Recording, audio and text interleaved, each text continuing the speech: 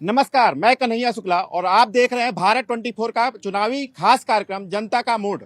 और इस समय भारत 24 की टीम छत्तीसगढ़ के दंतेवाड़ा में है और दंतेवाड़ा में क्या माहौल है, जनता के मूड में क्या चल रहा है और किसको वोट देगी, कौन जीतेगा, कौन हारेगा, इसको जानते हैं। क्योंकि दंतेवाड़ा माँ दंतेश्वरी देवी का मंदिर है यहाँ पर और ये शक्तिपीठ ऐसी शक्तिपीठ है जो पूरी दुनिया में जिसका नाम है। कोई भी अपना शुभ काम करता है, चाहे वो नेता हो, चाहे अभिनेता हो या कोई भी किसी भी तरीके का कोई काम प्रारंभ करता है तो सबसे पहले माँ दंतेश्वरी के दर्शन लेता है। और यहाँ पर चुनावी माहौल है और यहाँ पर भी माँ दंतेश्वरी के दर्शन करने के बाद ही लोग चुनाव प्रचार में शुरू कर रहे हैं। हमारे साथ बीजेपी के भी लोग हैं, कांग्रेस के भी लोग हैं और इस समय दंतेवाड़ा में सीपीआई भी बहुत एक्टिव है और सीपीआई के भी जो नेता हैं वो कांग्रेस और बीजेपी को हराने के लिए जुटे हुए हैं।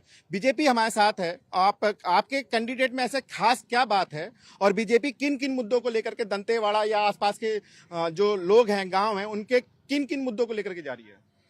भारतीय जनता पार्टी से हमारे जो प्रत्याशी हैं चैत्रा मटामी जी हैं और भारतीय जनता पार्टी जो चैत्रा मटामी जी को लेकर अभी गांव-गांव में जा रही है। हमारा कैंपेनिंग चल रहा है। पहली बात तो भारतीय जनता पार्टी 2003 से 2018 तक इस प्रदेश में 15 साल हमारा सरकार था। उसके विकास को लेकर केंद्र में 2014 से लेकर जो अभी तक हमारी केंद्र की मोदी जी की सरकार है उसके काम को लेकर और इस 5 साल में जिन्होंने झूठे वादे किए, भूपेश बघेल जिन्होंने जन घोषणा पत्र बनाया जिसमें उन्होंने लगभग वादों को पूरा नहीं किया, उस भ्रष्टाचार को लेके, उस कुशासन को लेके। और जब से इस 5 साल में भूपेश बघेल जी की सरकार आई है उसमें इस जिले का, प्रदेश के साथ इस जिला, ये जिला जो है यहाँ राष्ट्रपति पहुंचता था, यहाँ प्रधानमंत्री आते थे, यहाँ केंद्रीय मंत्री आते थे। विकास ठप हो गया है। इस हमारे जो चैत्रा मटामी जी हैं इसको लेकर हम गाँव-गाँव जा रहे हैं। प्रदेश की जनता और जिले की जनता आशीर्वाद दे रही है। बीजेपी का क्या स्थानीय मुद्दा क्या होगा? अगर हम बात करें सिर्फ दंतेवाड़ा या आसपास के इलाके की बात करें तो बहुत से लोग बहुत सी परेशानियों से जूझ रहे हैं। जो मूलभूत सुविधाएं की बात होती हैं या चिकित्सा या शिक्षा की बात होती है, तो बीजेपी का क्या मुद्दा है? किन मुद्दों को लेकर के जा रही है? स्थानीय क्या मुद्दे होंगे? मैं आपको इससे पहले ही बताया कि दंतेवाड़ा जो है हमारे 15 साल में यहाँ पर विकास का जो काम था, आज यहाँ पर एजुकेशन हब जाएंगे। इससे पूर्व में भी हमारे सीपीआई के भी हमारे वहाँ के स्थानीय हैं, वरिष्ठ जनप्रतिनिधि है, यहाँ के एक वरिष्ठ नागरिक है, उन्होंने भी ये बात को बोला कि 15 साल में इस एजुकेशन हब में जो भारतीय जनता पार्टी लगभग 5000 आदिवासी बच्चे यहाँ पढ़ते हैं, 5 साल में इनका एक मंत्री, यहाँ का प्रशासन उसको बड़े दुर्भावना नजर से देखता है। वो एक संस्था है देश में, कोटा, बेंगलोर, हैदराबाद, जहां पर एजुकेशन का स्थापना होता है, लोग करोड़ों रुपए के पैकेज देके वहां पढ़ने जाते हैं। दंतेवाड़ा का जिला का एक मील पत्थर का साबित है। वहां पर इनके सरकार के द्वारा उनको दुर्भावना नजर से देखा जाता है, जबकि वहां आदिवासी, मूलतः आदिवासी बच्चे पढ़ते हैं। मतलब शिक्षा एक बहुत बड़ा मुद्दा होगा। हमारे साथ कांग्रेस के भी प्रवक्ता हैं, कांग्रेस की तरफ से आप हैं और छविंद कर्मा कांग्रेस के प्रत्याशी हैं। बीजेपी कई आरोप लगा रही है कांग्रेस के पिछले 5 साल के कार्यकाल पे। आपको क्या लगता है किन मुद्दों को लेकर के आप जनता के बीच में जाएंगे और जो बीजेपी आरोप लगा रही है उससे कैसे बताएंगे कि ये आरोप जो हैं वो झूठे हैं या सच्चे हैं? आरोप लगभग निराधार हैं, क्योंकि जितने घोषणा की थी माननीय भूपेश बघेल जी की सरकार ने, उसमें से लगभग वादों को पूरा किया है। चाहे वो धान का बोनस हो, कर्जा माफ़ी हो, चाहे वो आपका लौंडीगुड़ा में जो टाटा प्लांट लगना था वहाँ की ज़मीन वापसी का हो, इस तरह से कई मुद्दों पे उन्होंने काम किया है। और इन्हीं मुद्दों को लेकर के विकास जो बच गए जो मुद्दे कुछ, क्योंकि हमारा शुरू का जो कांग्रेस का सरकार का 2 साल कोरोना उसमें चले गया, तो हमारे पास मात्र 3 साल मिला, तो कुछ मुद्दे जो छूट गए उनको छूने की कोशिश अब हम करेंगे आगे के। कौन कौन से मुद्दे से आपको लगते हैं कि जो 5 साल फिर मौका मिलेगा अगर सरकार बनती है और यहाँ से विधायक छविंद कर्मा चुने जाते हैं, तो कौन कौन से ऐसे काम होंगे महत्वपूर्ण जो दंतेवाड़ा में बहुत जरूरी है, उसको करना है? स्वास्थ्य और शिक्षा, इस और बहुत ज़्यादा ध्यान देना की जरूरत है। और स्वास्थ्य में हम लोगों ने बहुत कुछ किया है। मेडिकल कॉलेज की घोषणा भी हो चुकी है, हालांकि सेंट्रल से कुछ फंड नहीं मिलने के कारण भी स्टार्ट नहीं हो पाया है, लेकिन जैसे यदि सरकार बनती है तो उसके बारे में भी सोचा जाएगा, मतलब चालू कराया जाएगा। और स्वास्थ्य एक बहुत बड़ा मुद्दा है, मतलब बहुत सालों से बीजेपी की सरकार 15 साल रही तब भी कुछ नहीं हो पाया।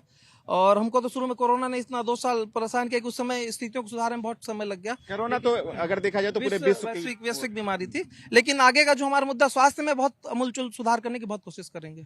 इस समय अगर हम बात करें तो दंतेवाड़ा में सीपीआई भी बहुत मजबूती के साथ दिख रही है, तो सीपीआई के पास क्या मुद्दे होंगे? किन मुद्दों को लेकर के आप गांव-गांव में जाएंगे? और बीजेपी और कांग्रेस जिस तरीके से अपने दावे करती है, जिस तरीके से वादे करती है चुनाव के पहले, आपको क्या लगता है कि वो पूरे होते हैं? चुनाव तो आता जाता है। सीपीआई पूरा हमेशा मतलब 12 महीना गांव में काम करती है, मजदूरों को लेके, बेरोजगारियों को लेके, उनके जमीन को लेके। ऐसा ऐसा गांव है कि जहाँ अब तक राशन कार्ड नहीं मिला, अब तक आधार कार्ड नहीं मिला, ऐसे ऐसे गांव में जाएंगे। जैसे हमारे गांव का स्कूल, उदाहरण के लिए हमारे गांव का स्कूल को दूसरे गांव रोड किनारे खुला, वहाँ स्कूल नहीं है, वहाँ दादा सोच नहीं अंदर है। की मूलभूत सुविधाएं ऐसी कौन कौन सी हैं? उनके रोड भी नहीं है, रोड नहीं पुल ये नहीं है, वहाँ स्कूल चलाने के लिए बिल्डिंग नहीं है, बेरोजगार है, कोई राहत कार्य नहीं है।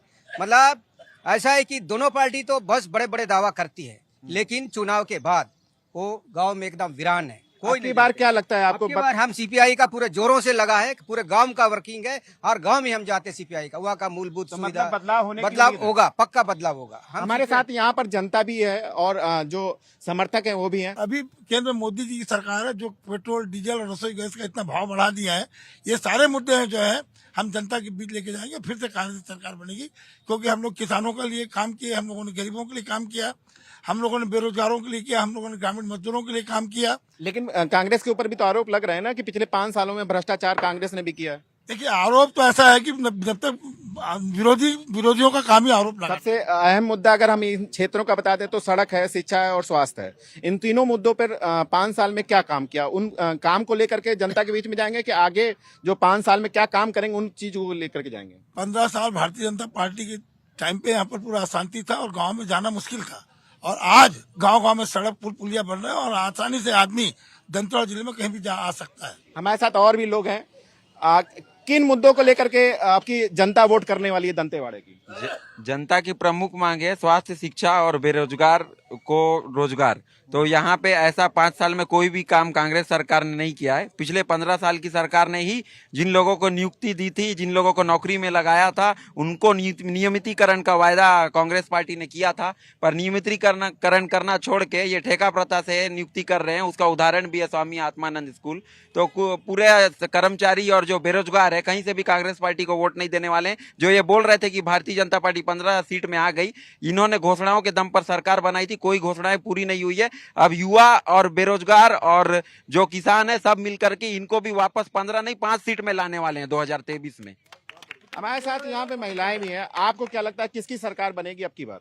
अब की बार हमारी भाजपा की सरकार बनने वाली है और बनेगी। 15 साल भी हमारी भाजपा की सरकार ने बहुत अच्छा कार्य किया है। छोटे छोटे एक रोजगार, बेरोजगार जो बहनें तो थी, जनता ने भाजपा को, क्योंकि पिछली बार भी यहाँ पर जो विधायक हैं वो कांग्रेस के हैं, तो क्यों चुने जनता बीजेपी को? जनता इसलिए चुनेंगे कि महिला जो स्वसहायता समूह की बहनें छोटे छोटे तबके की थी, उनको भाजपा की रमन सरकार ने पिछले 15 साल में भी कार्य दिया हुआ था। स्वसहायता समूह की बहनों को